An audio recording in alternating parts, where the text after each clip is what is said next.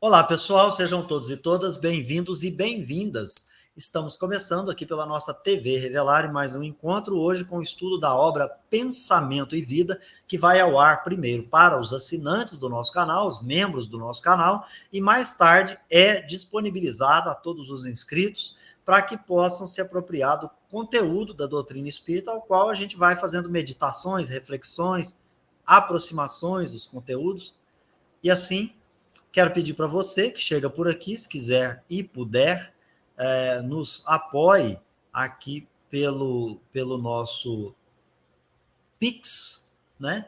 Apoiando aqui, se tornando membro do canal e participando dessa nossa campanha Coração Amigo aqui pela nossa TV Revelare, né? Então, hoje nós estamos aqui no estudo da obra Pensamento e Vida com o capítulo 14, Corpo. E aí, vou passar aqui para o Laurinho para dar as boas-vindas a todos e todas, e depois vamos direto ao compartilhamento. Lauro Rodrigues. Obrigado, Beto, e o que é bom poder estar aqui com você e com esse pessoal que a gente recebe com muito carinho, com muita gratidão por estar estudando conosco, buscando esse aprendizado juntos, é que nós estamos estudando uma obra mediúnica, né, que é por intermédio, pelas mãos do Chico, ditada por Emmanuel, e que a gente busca o máximo possível aproximá-la aos princípios da doutrina espírita. E com isso, é um exercício de aprendizado para que a gente possa, então, verificar, analisar outras tantas comunicações ou obras que vierem, né? Que pode vir surgir para a gente como uma sugestão de estudos, por exemplo. Então, alguém... vocês não querem fazer um estudo dessa mensagem? Como nós fizemos há poucos dias agora, de uma mensagem que tira como boato, né? Mas que nós achamos por bem estudar a mensagem. Então, para mim, é muito gratificante esse exercício, além do que o conhecimento que vai adquirindo. Beto. Muito bem, Laurinho. Já vamos passando, então, aqui para o nosso compartilhamento de conteúdo, leitura e comentários. Faça a leitura na obra física e o Lauro faz o compartilhamento aí do Kindle. Hoje, diferentemente, Laurinho, vou ler por blocos e a gente vai comentando esses blocos aqui. Começo, então, capítulo 14, Corpo.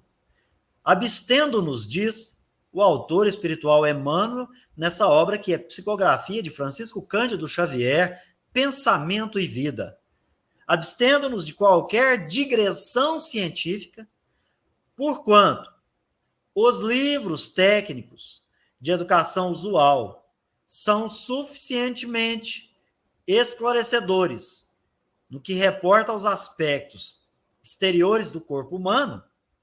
Lembremos-nos de que o espírito, inquilino da casa física, lhe preside a formação e a sustentação, consciente ou inconscientemente, desde a hora primeira da organização fetal, não obstante, quase sempre sob os cuidados protetores de mensageiros da providência divina, Lauro Rodrigues. Bom, Beto, aqui Emmanuel já me esclarece, certa feita, estávamos no estudo de O Livro dos Espíritos, a Marisa, você e eu, quando nós conversávamos sobre a atuação do espírito sobre o corpo. Veja, o Emmanuel faz aqui menção a um inquilino que preside a formação do corpo, entendendo que sim, mas não é o espírito formando o corpo como construtor do corpo. O corpo ele é regido por leis biológicas, mas ele vai dando as características, né, de acordo com a sua vontade. E aí Emmanuel vai usar um termo que é o que eu tinha muitas dúvidas e que até pensava assim, não, mas isso é possível. Consciente, então o espírito sabe, quer; inconsciente, age até sem saber o que está fazendo. E aí nós vamos, a partir disso, poder explicar tantas causas de anomalias, né, de corpos, que muitas vezes nós vamos encontrar uma pessoa revoltada com o aspecto do seu corpo, uma deformidade, seja ela qual for, a pessoa é revoltada. É porque, muitas das vezes, é uma ação inconsciente, algumas vezes, não muitas das vezes, é uma ação inconsciente do espírito na formação daquele corpo.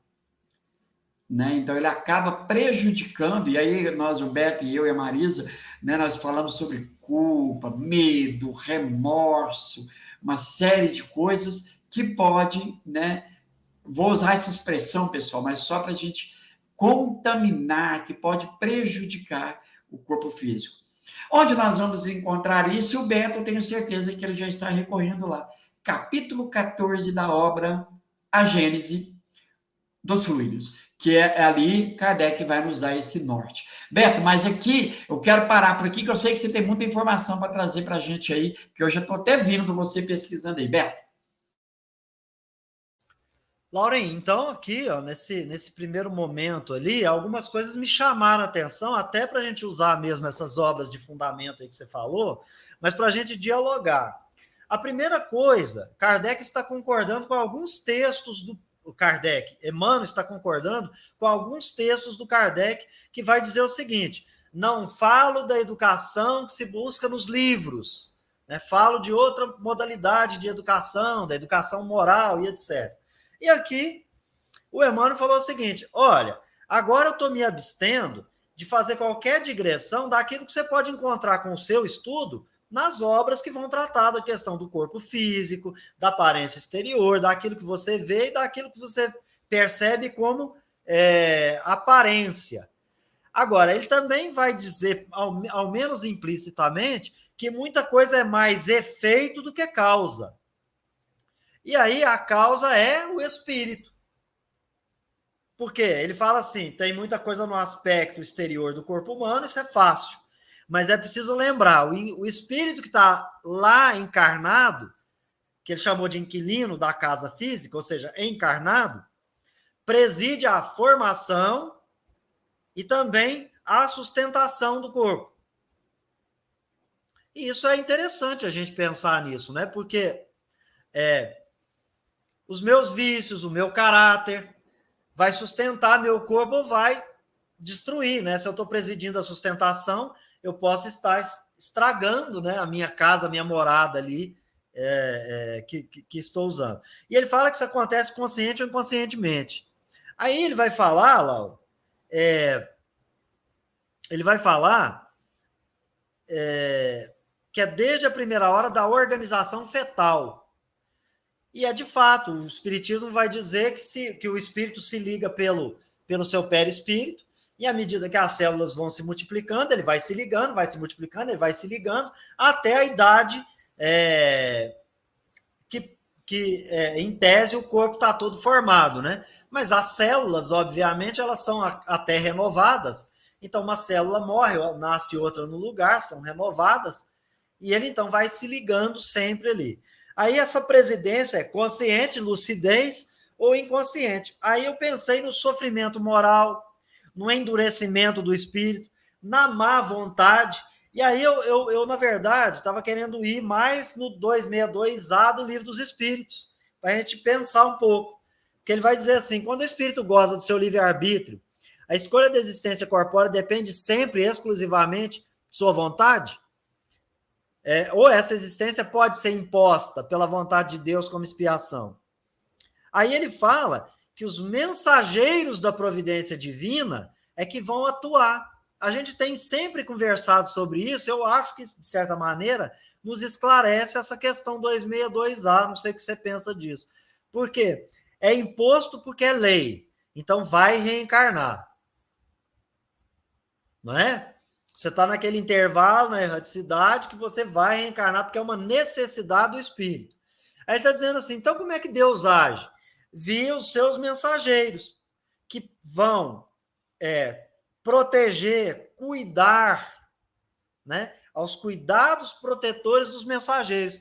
E aí você disse, olha, quando a gente está vendo a resposta ali da 262A, a gente precisa pensar como é que seria esse conselho, não é? E aí você usa sempre aquela questão, né? Você fala assim, para o bem, os espíritos vão exercer uma atração moral irresistível sobre os inferiores.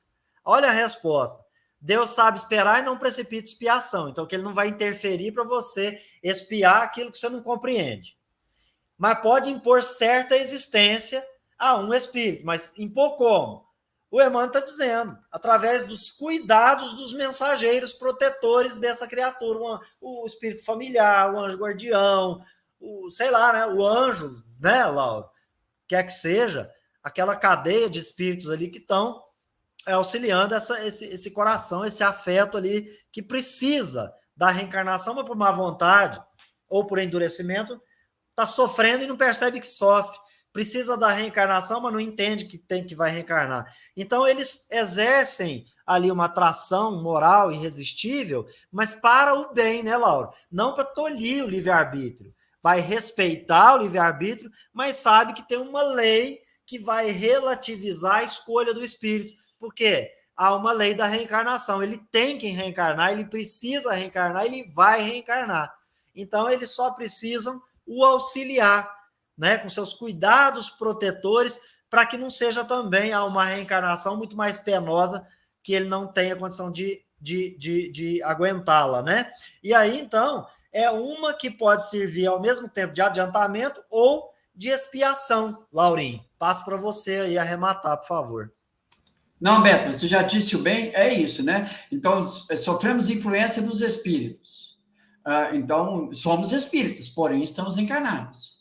Mas, pensando como espírito, então, sofremos, né, ou somos influenciados pelos espíritos. E aqueles que têm uma superioridade moral, ele exerce sobre nós uma força irresistível. Vamos lembrar que Kardec vai dizer que os espíritos puros, esses leem o pensamento, compreendem o pensamento de Deus, assim, muito, muito claro, né? E esse pensamento, isso vai se transmitindo desses espíritos para baixo, porque espíritos numa condição inferior não tem como ler o pensamento de Deus, compreender o pensamento de Deus. Precisa de alguém que venha, né, traduzindo esse pensamento de forma como o professor. Nós temos aqui o Beto. O Beto é professor de direito, né, Beto? Mas o Beto não dá aula para criança de direito. Ele não tem certeza, a não ser que eu esteja enganado. Eu tenho certeza que não tem nenhuma criança do jardim de infância que vai lá fazer aula com o Beto. Precisa do professor capacitado para lidar com aquele tipo naquela idade, naquela infância, né? Então é mais ou menos usando esse exemplo. Esse pensamento vai sendo passado do alto para baixo. Quando chega no espírito protetor, como foi dito aqui, esse compreendendo que o momento é apropriado para esse espírito encarnar ou reencarnar, é claro que esse vai exercer uma ação irresistível sobre essa criatura para que ele reencarne. Mas lembra, isso sempre com amor. Não há imposição como algo que é arbitrário. Você tem que reencarnar e pronto. Não, é tudo dirigido com muito amor. Assim, quando nós pensamos assim, a gente vai compreendendo a ação dos espíritos. Por exemplo, os espíritos, quando eles pretendem, eles julgam necessário um fenômeno de efeito físico para chamar a atenção de alguém, os espíritos com conhecimento, eles vão usar quem? Os espíritos inferiores para o fenômeno de efeito físico, para chamar a atenção. Então, percebam que é uma força irresistível, mas que não é uma coação, uma coerção. É o amor ali, é a necessidade de instruir, de ajudar aquele a se instruir. Né? E quando aquele espírito está refratário para isso, ele vai precisar de alguém que possa suprir essa ausência aí, para que ele, né? Porque a lei de progresso é para todos. Beto, então até aqui a gente compreende a ação do espírito sobre o corpo que está se formando. Beto. Você disse que a gente precisa estudar o capítulo 14 para compreender como se utiliza os fluidos, né? Mas a gente também precisa ir lá no capítulo 11 da Gênese Espiritual, no item 11, onde o Kardec vai dizer que, para ser mais exato, é preciso dizer que o próprio Espírito elabora seu envoltório e o adapta às suas novas necessidades. E a gente estudou, elaborar é o mesmo que organizar. Então, ele organiza. Então, ele não vai atuar derrogando a lei biológica, não. Ali vai ter genética, patrimônio genético, pai e mãe, aquela influência natural, mas ele adapta. Aí ele prossegue dizendo, ele aperfeiçoa, desenvolve e completa seu organismo à medida que experimenta a necessidade de manifestar novas faculdades. Ele o molda de acordo com sua inteligência.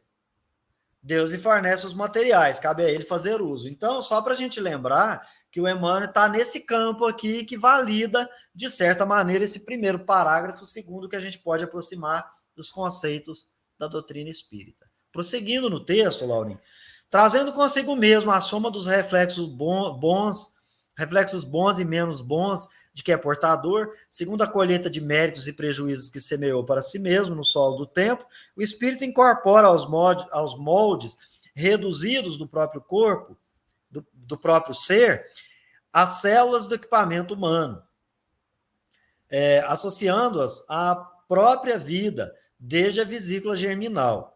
Amparado no colo materno, estrutura-se-lhe o corpo mediante as células referidas, que, em se multiplicando ao redor da matriz espiritual, como a limalha de ferro sobre o ímã, formam, a princípio, os folhetos blastodérmicos,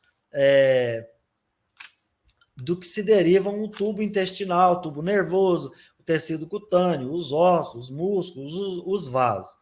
Em breve, atendendo ao desenvolvimento espontâneo, acha-se o espírito materializado na arena física, manifestando-se pelo veículo carnal que o exprime. Esse veículo, constituído por bilhões de células ou individuações microscópicas que se ajustam aos tecidos sutis da alma, partilhando-se a natureza eletromagnética, lembra uma oficina complexa, formada de bilhões de motores infinitesimais movidos por oscilações eletromagnéticas em comprimento de onda específica, emitindo irradiações próprias e assimilando as irradiações do plano em que se encontram, tudo sob o comando de um único diretor, a mente, né? Aí a mente aqui, eu acredito que ele esteja usando algo que não está no cérebro, né? Porque o cérebro está sendo formado ali, então não pode ser a mesma coisa como muitos querem crer, né? A mente é sinônimo de cérebro, a mente está no cérebro, mas se ele está falando da formação do corpo humano, uma coisa não pode ser a outra. Então nós temos um espírito que pensa. Talvez ele esteja, de certa maneira, referindo-se à mente espiritual, Laurinho. Não sei, estou especulando. Desde a fase embrionária do instrumento, em que se manifestará no mundo, o espírito nele plasma, molda, os reflexos lhe são próprios. Está falando dos caracteres. O Kardec fala isso, né? Não é a carne que é fraca, é o espírito que é fraco. Ele imprime o seu caráter. Então ele vai ser mais bilioso, mais violento, mais isso, mais aquilo, segundo o seu caráter.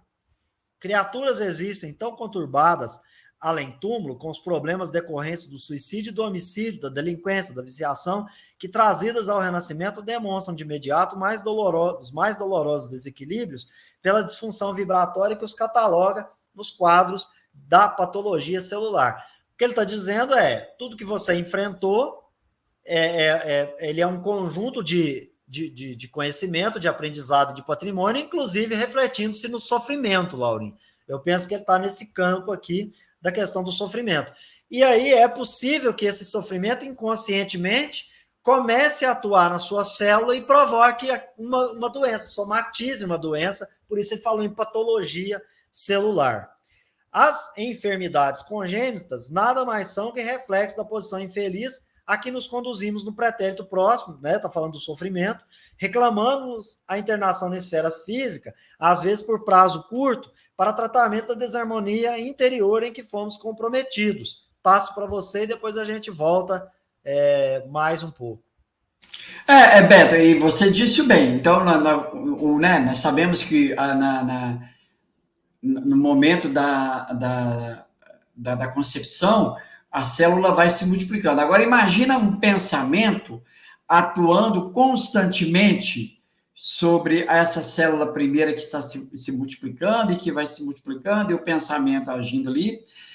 Com certeza, né, se há ali muito sofrimento, muita culpa, enfim, muitos vícios, né, vai causar algum impacto, que isso pode lesionar o corpo durante a sua formação, como também depois, ao nascer, pode ser que em dado momento surja algum quadro patológico mais grave, mais sério, né?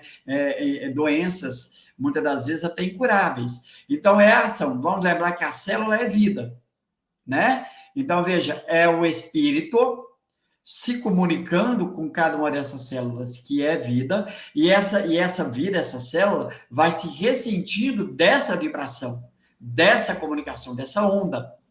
E aí, por isso, né, ele vai dizer lá que pensamentos bons e não bons, sentimentos bons e não bons.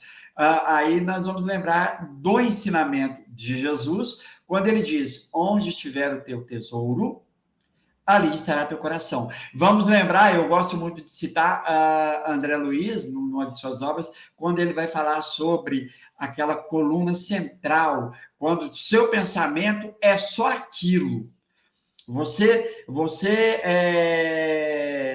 circula, né? Você gira, paira em torno só daquele pensamento. É claro que o espírito dessa natureza vai causar um impacto nessas células. Então, nós estamos falando, o Emmanuel traz aí a formação de estômago, de intestino, de ossos, de vasos. Em algum lugar pode ocorrer danos muito graves, quando não informações de membros aí, né, que nós podemos, a gente observa com frequência. E aí vem a surdez, a cegueira, né, a fala, a falta da fala, enfim, são muitas das vezes questões ligadas a isso, ao espírito. E o Kardec, quando diz que quando a nossa ciência se ocupar de fato da existência da alma, e essa alma agindo sobre a economia orgânica, sobre o corpo físico, muitas doenças serão evitadas, porque entra o esclarecimento, né, Beto? Entra uma orientação psicológica. Nós já temos hoje isso, mas ainda muito materialista. Beto?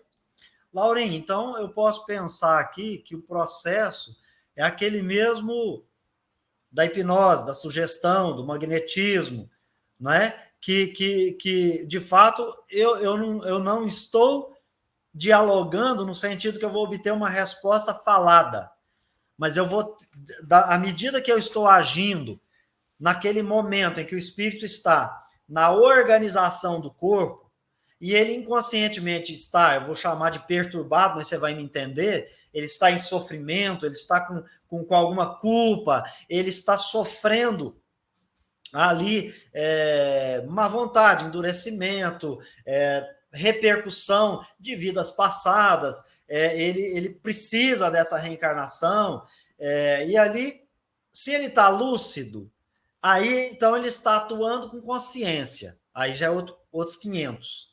Mas na inconsciência, ele está num diálogo que ele sugestiona que ali vá desencadear agora ou no futuro uma doença, porque o próprio sofrimento dele, entre aspas, com aquela sugestão, magnetizou naquele local, porque ele usa a expressão blástula, né, que são as esferas ocas que a gente tem, e ele usa a expressão folhetos blastodérmicos. Explicou o que é, inclusive. Mas quando a gente vai pesquisar, porque a gente não entende muito bem essa parte, que o Emmanuel é um profundo conhecedor, e aqui é um resumo, né? Cabe a nós também estudar. Obviamente, a gente sabe que o espírito ele não vai usar a linguagem rebuscada, mas ele está usando linguagem da ciência. Então ele falou assim, eu não vou sair dos livros, eu não vou extrapolar de livros, não estou inventando nada. Dentro do campo de livro, vai no livro que você vai obter esse conhecimento. Então, a gente fazendo isso, atendendo a esse comando implícito aqui, a gente vai lá estudar. Folheto blastodérmico, eu tenho 3. O inferior, o superior e o médium. O folheto blastodérmico inferior no corpo humano é o tubo intestinal, o superior é o epidérmico nervoso, o médio é a coluna vertebral, os músculos e os vasos diversos. E isso se forma pela mitose, né, Laura? Você lembra da meiose, mitose e tal? E é o espírito que está ali se ligando. Agora imagine, se ele está bem, se ele não tem sofrimento, se ele é um bom espírito, ele não vai ferrar com aqueles princípios inteligentes ali, né, Laura? Mas, infelizmente, ele pode ser obstáculo à própria boa formação, que, seguindo a lei biológica, poderia vir a formar um corpo sem qualquer anormalidade. Mas ele pode influenciar, como, de fato, também a gente vai ter a questão das leis genéticas, que aí, por algum motivo, a própria biologia vai fazer com que algum defeito, entre aspas, possa ocasionar naquele corpo ali também. E aí não houve uma ação direta do espírito, até porque ele estava bem, né? Mas vamos imaginar lucidez e consciência. O Marcelo do quarto 5, lá da Revista Espírita, que é o menino que usou um corpo para saber como seria sofrer num corpo enclausurado daquele jeito, para no futuro ele ter uma experiência de ajudar esse tipo de pessoa, né? Então tem todas essas questões aí, Lauren, e eu devolvo para você e depois a gente segue dando.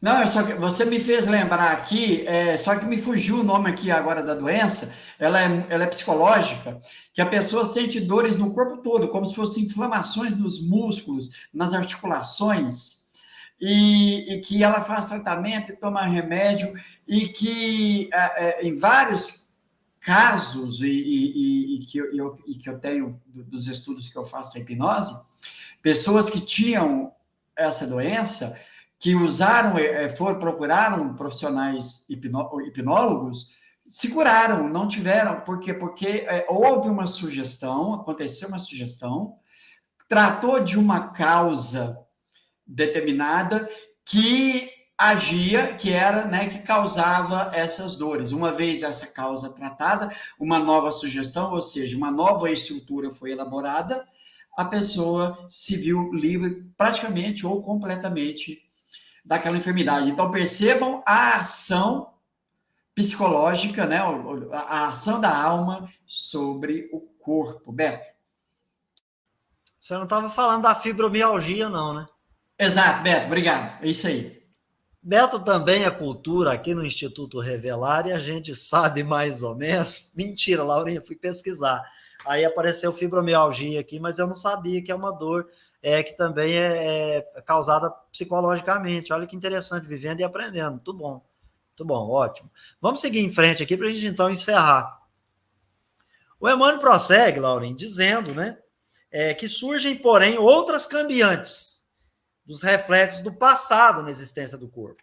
Causas amargas de mutilações e doenças são guardadas na profundez de nosso campo espiritual, como sementes de agressivo espinheiro que nós mesmos acalentávamos no obscuro terreno da culpa disfarçada e dos remorsos ocultos. São plantações de tempo certo que a lei, né, de ação e reação governa, vigilante com segurança e precisão. Só que ele está falando de ação e reação no campo do sofrimento, do psicológico e de mim comigo mesmo.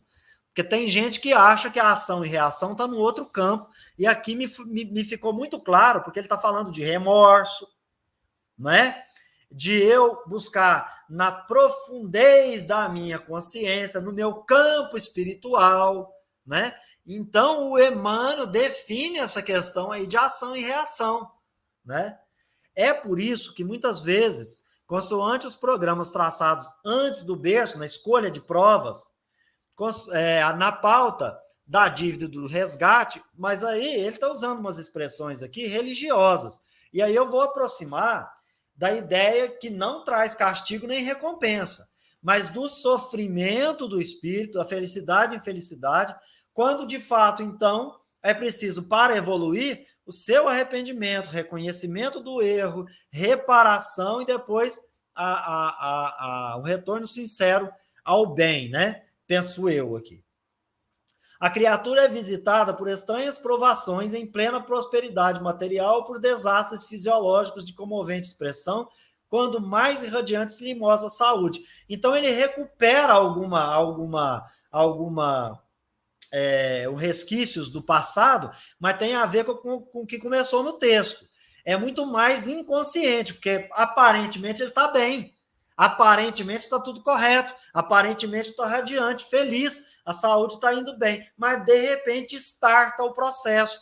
Por quê? Porque o sofrimento é da alma e o espírito ainda se ressente, né, Laurinho? Eu vou passar para você, terminando aqui. Contudo, é imperioso lembrar, né? Contudo, é imperioso lembrar que reflexos geram reflexos e que não há pagamento sem justos atenuantes quando o devedor se revela amigo da solução dos próprios débitos. Então, ele está falando o seguinte, que cada caso é um caso, que não tem essa questão de lei de causa e efeito, e que tem a nossa ação no bem, lembrando Pedro aqui, se eu puder estar interpretando bem aqui, né? Reflexo gera reflexo. Então, se eu agir no bem, não vai me refletir o universo em favor? Claro, vai gerar prece, vai gerar elogios, boas vibrações, sugestões magnéticas positivas para mim, não é? E pessoas que vão me ver, às vezes, num momento ruim, que vai me desejar o bem, e isso vai me ajudar a superar, talvez, alguma questão ali, né? Certa vez o André Luiz fala, não, às vezes era para perder um braço, perder um dedinho, né? Mas isso tudo é metafórico, né, Laura? A gente, às vezes, faz tábula rasa. E, para terminar, a prática do bem, simples e infatigável, pode modificar a rota do destino. Retorno sincero ao bem. De vez que o pensamento claro e correto, com ação edificante, né? Que aí pode ser a caridade moral, material, as várias espécies de caridade, interfere no quê, Laurinho? Interfere no quê? Por que as pessoas ficam felizes? Porque interfere nas funções celulares, tanto quanto nos eventos humanos, atraindo em nosso favor, por nosso reflexo melhorado e mais nobre, amparo, luz e apoio, segundo a lei do auxílio. Os próprios irmãos desencarnados virão nos magnetizar, aqueles que estão ao nosso redor se sentirão bem, né? E vão nos projetar também bons pensamentos, né, Laura? E o veículo do bom pensamento vai nos soerguer a nossa vontade, enfim, vai nos propiciar aí melhoras, né, no campo celular, no campo da vida. E passo para você, Laurinho, que eu falei demais. Não, Beto, bom, e lembrar, né, pessoal, que quando o Emmanuel fala lá em dívida, ele está falando que o sofrimento do espírito, sofrimento moral, mas o que é o resgate? É o retorno, o Beto falou, a reparação, retorno sincero ao bem. Quando o espírito agora, ele vai agindo no bem, a felicidade, ela vai se tornando crescente, que aquele mal causado no passado, aquilo já não reflete mais nele, porque o pensamento dele agora é no bem, a ação dele é no bem. Então, ele modifica o seu psiquismo, ele cria uma estrutura psicológica melhor, né, no bem, e vai agir sobre o corpo. Kardec vai dizer no capítulo 14, nos fluidos, que a gente estava falando, que o espírito inferior, mesmo ele mudando, ele procurando mudar, não essa mudança do seu aspecto perispiritual ou dos fluidos, né, não se dá instantaneamente. Por quê? Porque a mudança, ela tem que se tornar um hábito. No início, há o esforço, mas ora eu estou pensando no bem, ora eu esqueço e acabo, né, mudando o meu pensamento para aquele velho hábito, aquele homem velho, até que um dia, pelo esforço, esse pensamento do homem novo, ele passa a ser dominante. Então, quer dizer, aquela estrutura perispiritual, os fluidos que envolvem a alma, passa a ser condizente com esse pensamento constante. É racional. Agora, imagine isso agindo sobre um corpo físico. Esse que o pensamento dele é de bem-aventurados, como disse Jesus. O corpo dele vai se ressentir beneficamente, né? Agora, vejam, pessoal, não esqueçamos que existem leis da matéria. Pode ser que surja por problemas de genético, doenças, que vai servir para o espírito também. Então, não podemos abandonar essa ideia, não.